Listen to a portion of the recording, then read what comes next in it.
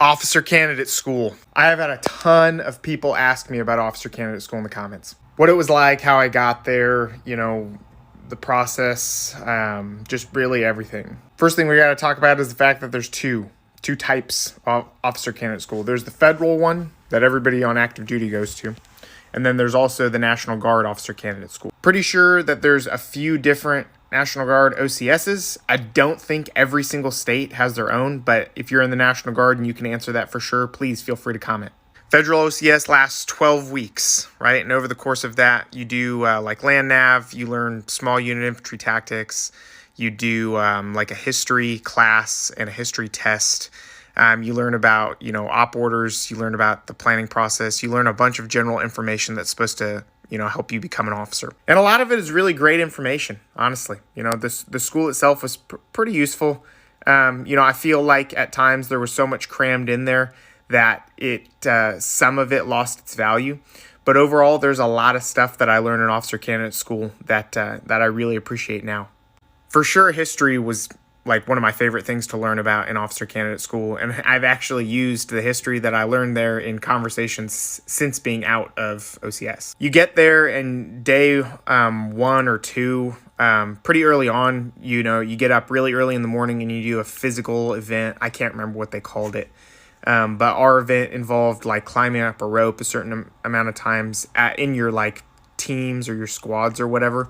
And then there were some other like small obstacle type deals. And then I think it culminated in us running around the track, like carrying stuff like MRE boxes or fuel cans or something.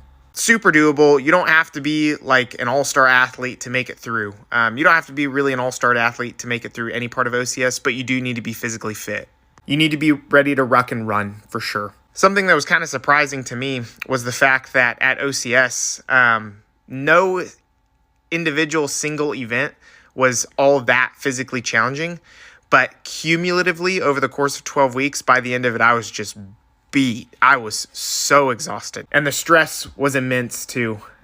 If you're going to officer candidate school, prioritize sleep as much as possible because it's going to help you physically recover and it's going to help you manage that stress. There were a few times throughout officer candidate school where I developed like canker sores in my mouth because I was so stressed. Let me know.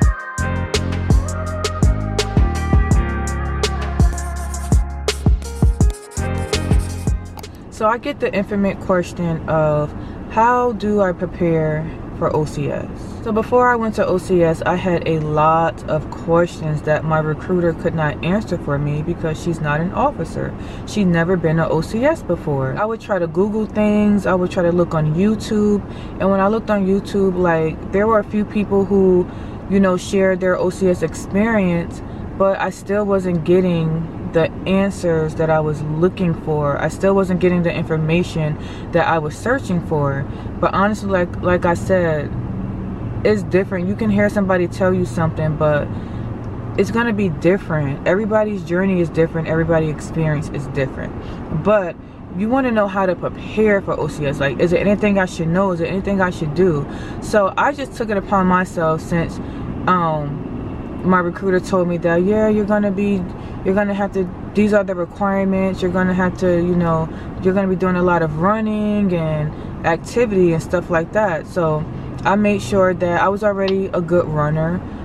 So I made sure that I was running every day. She told me that it was going to be like a 4-mile run. So I made sure that I was able to pass that 4-mile run. So I made sure I practiced that every day. And until I felt comfortable. And yeah, like I heard another person say walk a lot. Like if you're going to the army, walk a lot because you're going to be rucking. Make sure that make sure that you're physically fit. You just want to make sure that you're physically fit. Physically fit is one of the key things. So I would say physical wise, you want to make sure that you're physically fit. And you also want to make sure that mental wise, like, see, and that was a hard one because I did not know what I know now.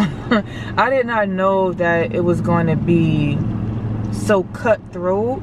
I didn't know that they were going to test you and like pretty much push you to the edge and see how you can handle it. Like I really didn't know it was going to be like that, honestly. So I didn't know how to prepare for OCS. But you want to make sure now that I've been there, I'm telling you, prepare physically, prepare mentally. You got to go in there with the right mindset. Like, you want to be on your P's and Q's. You want to dot your I's and cross your T's. You can't go in there and be on no type of BS. Like, that is not a place where you want to play around. And really, it's barely any room for mistakes, because they will eat you up. And you don't want to make yourself a target there. So you want to make sure, you know, you go in there with the right mindset and do what you need to do. Like, if you're a prior service Army, it should be a lot easier for you, because you already kind of know, you know, the terminology and how things are operated. You already had that experience. But if you're not prior service, like I was prior service Navy, but like I said, it's different. It was completely different. So yeah, I didn't know what to expect. So I had to kind of screw up and learn as I went. And that's pretty much how it was for me. But like I said, everybody's experience is different. And I definitely made a lot of mistakes that I wish I didn't make. Or, you know, but at the end of the day, I'm grateful for those mistakes, because it taught me a lot of lessons, gave me a lot of wisdom. But yeah, you just want to make sure that you go in there physically fit. If you know that you're not physically fit, you need to prepare yourself. You need at least, I don't know, at least 6 months maybe of just consistent working out, running.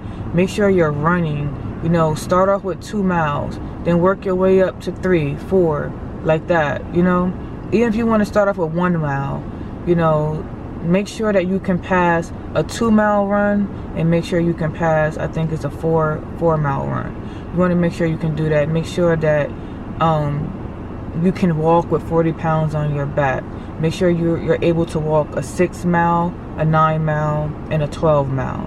You want to make sure you're able to do that. And yeah, they have PRT in the mornings where they're running and stuff like that. You want to make sure you can do the ACFT requirements. Like, you can do a deadlift, and you can do the leg tuck.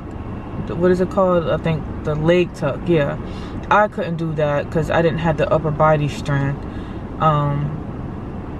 But I don't know if they're getting rid of that now. I heard they made a lot of changes. And there's also an academic area, like where you take tests. And honestly, there's no way to prepare for that beforehand, because you don't know the material until you get there. So they do have classroom trainings and stuff like that. Just want to make sure you're studying, that you're prioritizing studying, and just being on top of your academics. So far we have physical, we have mental, and we have academics.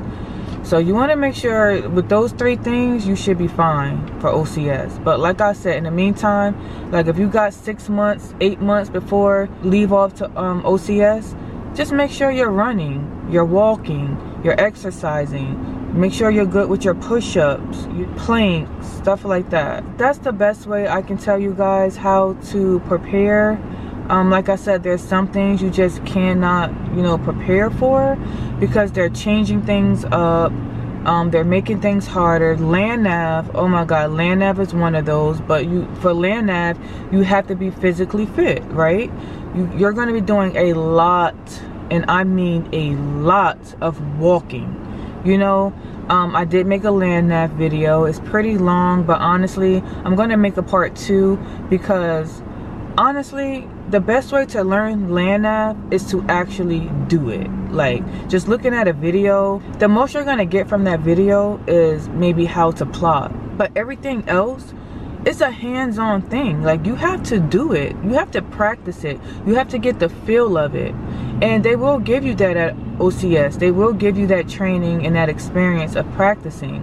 But honestly, it just wasn't, for me, it just wasn't enough practice. Like, you know, and that's why I got recycled, because I failed multiple times poorly. Like, yeah, it was terrible. But now I master land nav. I can actually teach a class on it. Like, I can actually go out there and help people, you know, do land that. That definitely falls into the physical and academic. Besides all the other things, like, you know, the things you may need and everything, they have a packing list of what you need to get. And they have 2 stores. I think one of them is called Commandos and one of them is called Joe something. I forgot the name of it, but I know Commandos. Commandos was the one I got all my things from. You can bring your civilian clothes.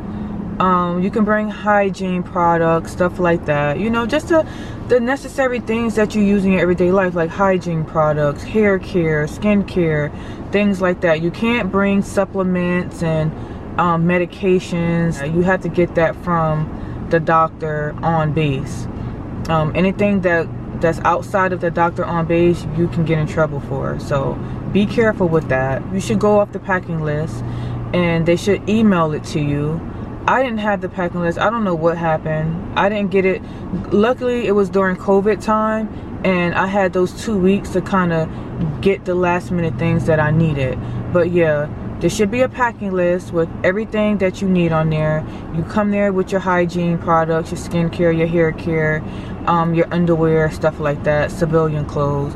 Everything else that you need for training, you'll be able to get from the store. You should have it delivered to OCS for you. They should have the address on the packing list, but if not, there's a way to get it. And if you have any questions, just go ahead and leave it down below, and I will see you guys in my next video.